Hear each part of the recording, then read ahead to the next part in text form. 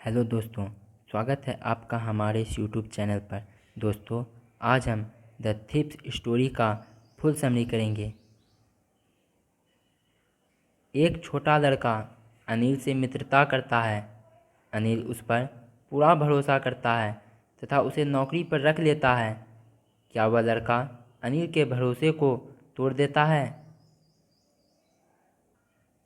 The thieves story का कथाकार एक चोर है। वह सिर्फ 15 वर्ष का था जब वह 25 वर्ष के लेखक अनिल से मिला। अनिल एक लंबा और दुबला पतला व्यक्ति था। वह आरामप्रस्त, दयालु और कथाकार के उद्देश्य पूर्ति के लिए एक उपयुक्त व्यक्ति था। चोर का पिछले कुछ दिनों से भाग्य ठीक नहीं चल रहा था। वह अनिल का विश्वास जीतना चाहता था। कथाकार हर महीने एक नया नाम धारण कर लेता था। वह ऐसा पुलिस की गिरफ्तारी और अपने पुराने मालिकों से बचने के लिए करता था। अभी अभी उसने अपना परिचय हरी सिंह के रूप में दिया था। कथाकार अनिल के लिए काम करना चाहता था, लेकिन अनिल कोई अमीर आदमी नहीं था। वह उसका वेतन नहीं दे सकता था। कथाकार ने एक क्षण के लिए यह सोचा कि शायद उसने अपने शिकार के लिए गलत व्यक्ति को चुन लिया है। अनिल ने हरी सिंह नामक चोर से पूछा कि क्या वह खाना बना सकता है। हरी सिंह ने झूठ बोला कि वह बना सकता है। जो खाना उसने उस दिन बनाया वह इतना खराब था कि अनिल को उसे एक आवारा कुत्ते के आगे फेंकना पड़ा। अनिल ने उसे चले जाने को कहा, परंतु कथाकार वहाँ से बिल्कुल नहीं हिला। आखिर अनिल उसे खाना बनाना सिखाने के लिए तैयार हो गया। अनिल ने हरी सिंह नामक चोर को अपना नाम लिखना, पूरे वाक्य लिखना और संख्याओं को जोड़ना भी सिखाया। हरी सिंह शिक्षित होना चाहता था। वह कृतज्ञ था कि कम से कम अनिल ने उसे बुनियादी शिक्षा प्रदान की। वह जानता था कि एक बार वह एक शिक्षित व्यक्ति की भांति लिखना सीख जाए तो उसकी उपलब्धि की कोई सीमा नहीं रहेगी। हरी सिंह को अनिल के साथ काम करना काफ़ी सुखद लगा। वह प्रातः चाय बनाता था। वह दिन भर चीज़ों की खरीदारी से 1 रुपया बना लेता था। अनिल को हरी सिंह की इन चोरियों के बारे में पता था, लेकिन वह इन चीज़ों की परवाह नहीं करता था। अनिल की कोई नियमित आय नहीं थी। वह अनियमित रूप से पैसा कमाता था। ऐसा प्रतीत होता था कि वह पत्रिकाओं के लिए लिखा करता था। जिस दिन उसे पैसा मिलता वह बाहर जाता और उत्सव मनाता। फिर वह अगले चेक की प्रतीक्षा व चिंता करता था। एक शाम अनिल नोटों के एक छोटे से बंडल के साथ घर आया। उसने हाल ही में अपनी एक पुस्तक प्रकाशक को बेच दी थी। रात को हरी सिंह ने पैसे को उसे गद्दे के नीचे सरकाते हुए देखा। अनिल ने उसे दरवाजे की चाबी दे रखी थी और वह जब चाहे आ और जा सकता था। अनिल उसके मिलने वाले सभी व्यक्तियों से सबसे अधिक विश्वास पात्र था। उसे लूटना बहुत कठिन था।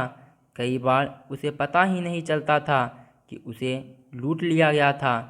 इससे हरी सिंह के काम में सारा मज़ा गायब हो जाता था। अनिल सोया हुआ था। हरी सिंह ने स्थिति के बारे में सोचा। यदि वह रुपये चोरी कर ले तो वह लखनऊ के लिए 10:30 की एक्सप्रेस ट्रेन पकड़ सकता था। वह खिसक कर उसके बिस्तर के पास आया और गद्दे के नीचे हाथ अंदर फिसला दिया। उसे नोट मिल गए और उसने उन्हें बाहर निकाल लिया। अनिल अपनी नींद में आहें भर रहा था। उसने अपनी करवट बदलकर हरी सिंह की ओर कर ली। हरी सिंह स्तब्ध रह गया और शीघ्र ही कमरे से बाहर निकल गया। उसने सड़क पर नोट गिने। वे 50-50 के नोटों में कुल 600 रुपये थे। उसे पैसे के साथ वह 1 या 2 सप्ताह के लिए एक अमीर अरब की तरह रह सकता था। कथाकार स्टेशन पहुंचा और दौड़कर सीधे प्लेटफॉर्म की ओर गया। लखनऊ एक्सप्रेस अभी चली ही थी। वह छलांग लगाकर अंदर जा सकता था, परंतु उसे संकोच हुआ। जब रेलगाड़ी चली गई तो वह रात कहाँ बिताए इस बारे में निर्णय नहीं कर पा रहा था। उसका कोई दोस्त नहीं था और वह किसी होटल में ठहरना नहीं चाहता था। एकमात्र व्यक्ति जिसे वह जानता था अनिल था, जिसको उसने लूटा था। वह मैदान में आया और एक बेंच पर बैठ गया। रात बहुत ठंडी थी और हल्की बारिश हो गई। नोट बारिश से गीले हो गए। हनी सिंह को याद आया कि चोरी के जोश में वह अपनी शिक्षा के बारे में भूल गया था। वह जानता था कि शिक्षा एक दिन उसे कुछ 100 रुपयों से अधिक दे सकती थी। वास्तव में एक बड़ा चतुर और सम्मानित व्यक्ति होने के लिए उसे लिखना और पढ़ना सीखने की आवश्यकता थी। उसे शिक्षित होना था। वह बहुत घबराया हुआ अनिल के कमरे में पहुंचा। उसने एक हाथ में नोट पकड़े और चुपचाप उन्हें गद्दे के नीचे सरका दिया।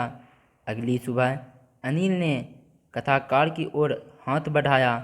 उसकी अंगुलियों में 50 रुपए का एक नोट था। हनी सिंह का दिल बैठ गया था। उसने सोचा कि वह पकड़ा गया है। अनिल ने एक घोषणा की। उसने हनी सिंह को बताया कि उसने कुछ पैसे कमा लिए हैं और हनी सिंह को नियमित वेतन मिलता रहेगा। उसने यह भी बताया कि वह हनी सिंह को वाक्यों की रचना करना सिखाएगा। अनिल को चोरी के बारे में सब कुछ पता था, लेकिन ना तो उसके होंठ और ना ही उसकी आंखें किसी चीज़ को उद्घाटित कर रही थी। तो दोस्तों, द थीफ्स स्टोरी का फुल समरी कंप्लीट हुआ। आप दूसरे चैप्टर्स का भी समरी चैनल के प्लेलिस्ट में जाकर देख सकते हैं। अगर आप चैनल पर नए हैं तो चैनल को सब्सक्राइब करें और वीडियो कैसी लगी कमेंट बॉक्स में ज़रूर लिखें।